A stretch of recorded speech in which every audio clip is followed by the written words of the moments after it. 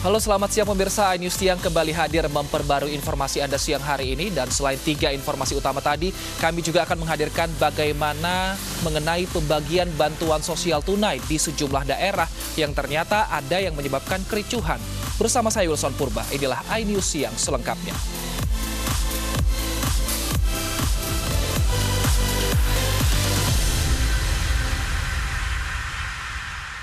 Kita awali informasi hari ini dari polisi yang menangkap 22 pelaku penyanderaan Kapolsek Pelepat AKP Suhendri. Polisi masih memburu penggerak warga yang melarikan diri saat kejadian.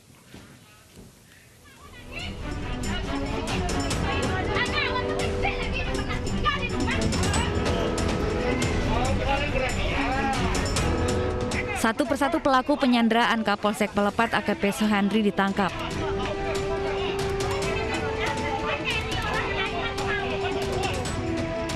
Mereka ditangkap dini hari tadi.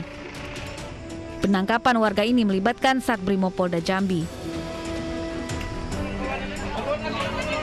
Penangkapan ini berlangsung di 2 desa, Desa Batu Kerbau dan Desa Baru Kecamatan Pelepat, Kabupaten Bungo, Jambi. Jumlah warga yang ditangkap 22 orang. Mereka ditangkap karena sebelumnya terlibat dalam penyanderaan dan penusukan Kapolsek Pelepat. Warga menyandra Kapolsek Pelepat AKP Suhendri yang sedang bertugas menertibkan penambangan emas ilegal di Desa Batu Kerbau, Kecamatan Pelepat. Selanjutnya warga yang bekerja sebagai penambang emas ilegal ini dibawa ke Mapolres Bungo untuk pemeriksaan lebih lanjut. Ya, dari beberapa orang yang kita amankan malam ini ada hal-hal yang mengarah pada orang yang memprovokasi, mengajak untuk melakukan perbuatan-perbuatan ini. Dan ada salah satu orang yang menyampaikan bahwa dia dibayar sebesar 200.000 untuk melakukan kegiatan ini. Saya mengimbau kepada masyarakat yang terlibat kasus ini agar segera menyerahkan diri.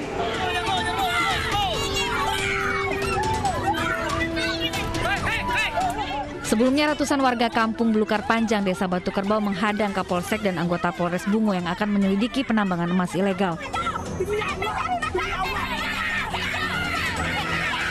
Warga menolak kedatangan polisi dengan dalih tambang emas merupakan lahan mata pencarian mereka untuk menghidupi keluarga.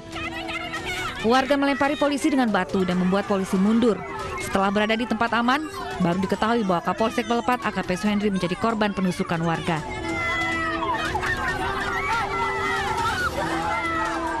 Dari Bungo, Jambi, Budi Utomo, iNews melaporkan.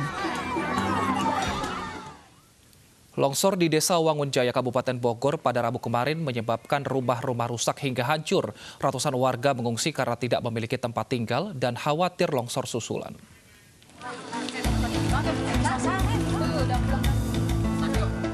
Sebanyak 200 warga Kampung Sulut, Desa Wangunjaya, Kabupaten Bogor, Kamis pagi masih mengungsi. Penduduk bertahan di pengungsian karena khawatir dengan longsor susulan. Longsor yang menghantam desa mereka pada Rabu pagi menyebabkan rumah-rumah serta kendaraan rusak hingga hancur. Mudah-mudahan ini bisa kita cepat memulihkan kondisi ini, dan kelihatan ini juga penghijauan, harus dilakukan penghijauan dengan vetiver ya Pak Dhani. Kelihatannya ini rawan sekali, di sebelah sini rawan, sebelah sana juga kemungkinan rawan. Bencana longsor diduga dampak dari penebangan pohon di area perbukitan yang akan dijadikan sebagai tempat wisata. Dari Bogor, Jawa Barat, Wildan Hidayat, iNews melaporkan. Hujan deras yang mengguyur Kabupaten Sinjai, Sulawesi Selatan menyebabkan ratusan rumah dan sejumlah ruas jalan terendam banjir. Banjir di daerah tersebut telah berlangsung selama hampir 2 hari. Banjir setinggi setengah meter lebih merendam ruas jalan hingga menyebabkan lalu lintas terganggu. Hujan deras mengguyur sejak 2 hari lalu hingga merendam rumah, sekolah hingga perkantoran. Hingga kini hujan deras masih terus mengguyur di sejumlah tempat.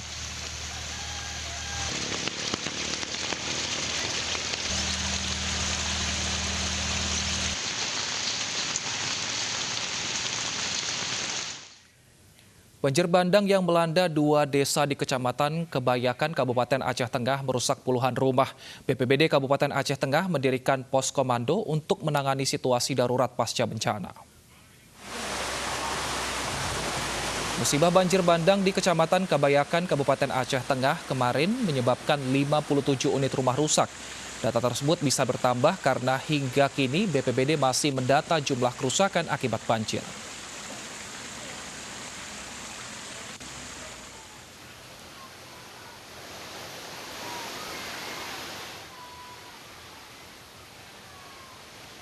Kepanikan melanda warga kampung Payat Tumpi Baru, Kecamatan Kebayakan, Aceh Tengah ketika tiba-tiba banjir bandang melanda perkampungan mereka. Dengan cepat, air bercampur lumpur pekat menerjang rumah warga. Banjir bandang terjadi setelah hujan deras melanda kawasan ini sepanjang siang. Banjir merusak rumah dan menghanyutkan sejumlah kendaraan.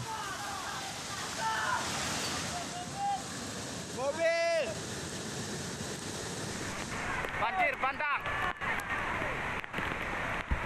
di lokasi ketiga di daerah Payat Tumpi.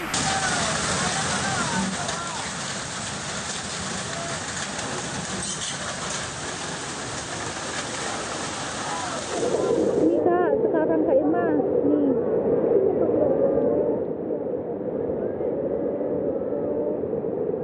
Itu Kak, nih Kak. Lalu bagaimana kondisi saat ini? Kita bergabung dengan kontributor iNews, Yusradi di Aceh Tengah. Ya Yusradi, apakah banjir di sana sudah mulai surut?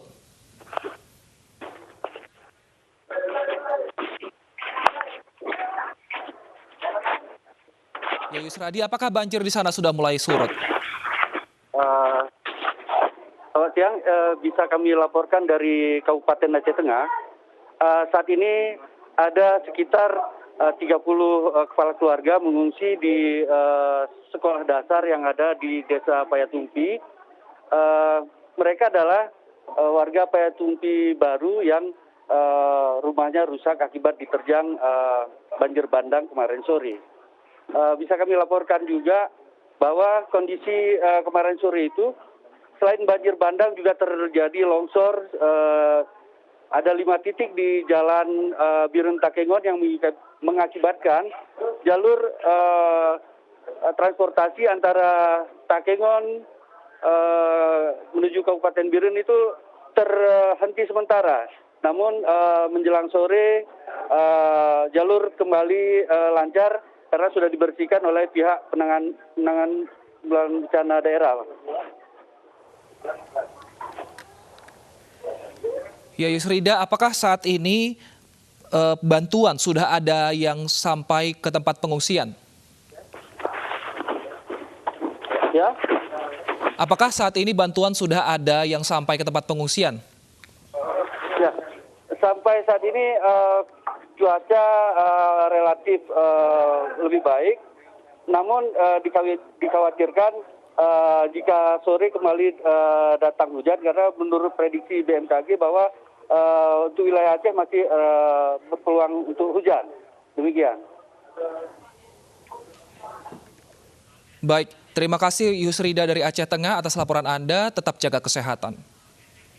Pemirsa, kita beralih ke penyaluran bantuan sosial. Puluhan warga di Asahan Sumatera Utara mengamuk karena bantuan sosial tunai tidak merata. Sementara di Maros, Sulawesi Tengah, warga menerobos antrian untuk mendapatkan bantuan.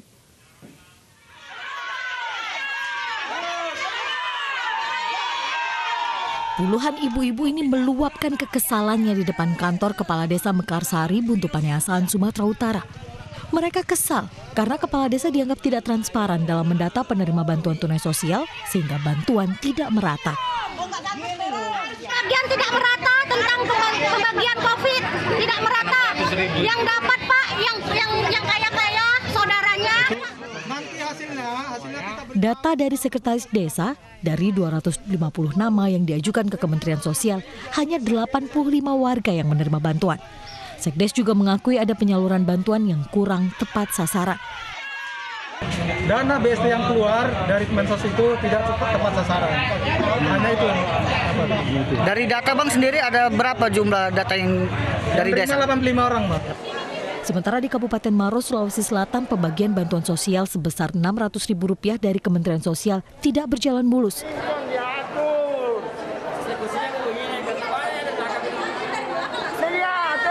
Petugas pengamanan dan sejumlah ibu-ibu terlibat cekcok karena mereka tidak mengikuti aturan jaga jarak. Sebagian warga bahkan menerobos kursi antrean agar bisa mendapat dana lebih cepat. Di Kabupaten Maros sebanyak 14.292 warga menerima bantuan sosial tunai. Penyaluran bantuan melalui kantor pemerintah Kabupaten Maros dimulai sejak 13 Maret dan ditargetkan selesai selama 7 hari untuk bulan pertama. Tim Liputan iNews melaporkan. Pemirsa, seorang warga negara asing asal Kanada nekat memarahi petugas saat akan dikarantina di Magelang, Jawa Tengah. Ia enggan dipisahkan dengan buah hatinya yang baru saja dijemput secara paksa dari sang nenek.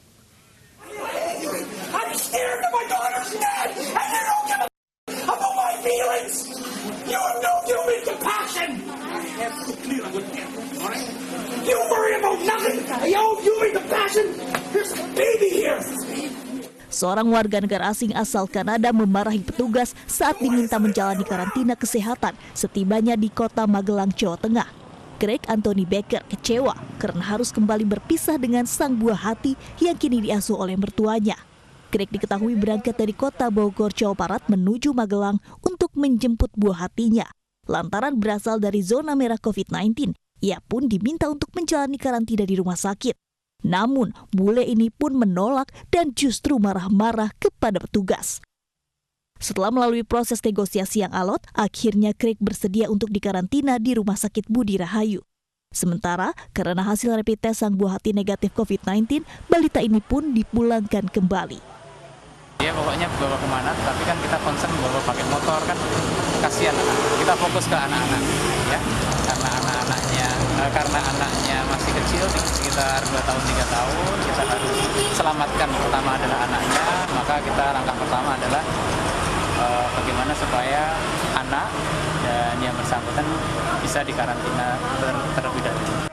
Diketahui Craig bermaksud membawa buah hatinya ke negara asalnya Kanada, meski hak asuh sudah jatuh kepada sang ibu. Sementara WNA tersebut masih menunggu langkah selanjutnya dari Kedutaan Besar dan Imigrasi sambil menjalani masa karantina. Dari Magelang, Jawa Tengah, Puji Hartono, iNews melaporkan. Tolak menjalani rapid test massal yang digelar di Pasar Sayur Kalang Ploso, Malang, Jawa Timur, seorang pedagang cekcok dengan petugas. Rapid test massal digelar lantaran sebelumnya 3 pedagang dinyatakan positif COVID-19, 2 diantaranya meninggal dunia.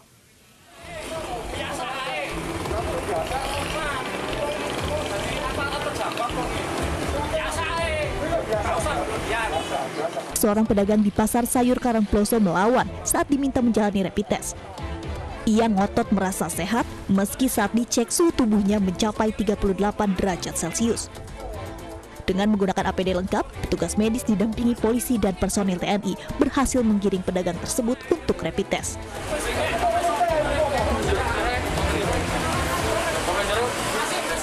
Rapid test massal dilakukan setelah sebelumnya 3 pedagang dinyatakan positif COVID-19, 2 meninggal dunia dan 1 orang berhasil sembuh. Namun dari puluhan pedagang yang diperiksa, tidak ada satupun yang hasil tes darahnya reaktif. Rapid testnya sebanyak 50 orang secara acak, baik itu yang memenuhi secara gejala klinis maupun tidak, itu dari semua hasilnya non reaktif atau tidak ditemukan ada kecurigaannya terhadap COVID-19. Pasar Kalang Ploso biasanya memasuk sayur dari para petani langsung yang kemudian dikirim dan disebar ke beberapa kota di Jawa Timur. Tim Liputan iNews melaporkan.